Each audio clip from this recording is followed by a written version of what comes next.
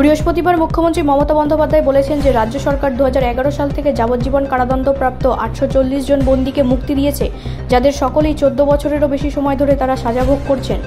শ্রীমতী ব্যানার্জি একটি social media পোস্টে আরও বলেন যে আরও 45 জন বন্দী এখনও যথাযথ আইনি প্রক্রিয়া অনুসরণ করে মুক্তি পাচ্ছে। আমি তাদের এবং তাদের পরিবারের সকল সদস্যকে অভিনন্দন জানাই। আমি জেনেছি যে কারাগারে তাদের আচরণ ভালো ছিল। এই মুক্তি তার স্বীকৃতিস্বরূপ, মুখ্যমন্ত্রী বলেন।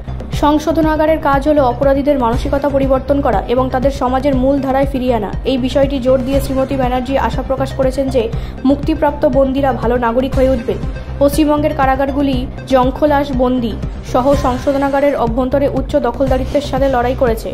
প্রিজন স্ট্যাটিস্টিক্স ইন ইন্ডিয়া 2022-এর রিপোর্টে বলা হয়েছে যে পশ্চিমবঙ্গের কারাগারে মোট ধারণ ক্ষমতা 19,556 জন পুরুষ এবং 1,920 জন মহিলা।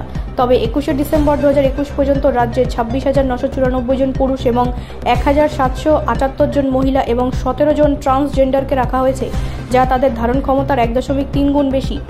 আরটিআই কর্মী শায়ের আহমেদ 2019 সালের জানুয়ারিতে 23,810 জন বন্দী থেকে 2022 সালের জানুয়ারিতে 28,789 জনে দাঁড়িয়েছে এমন তথ্য পেয়েছেন।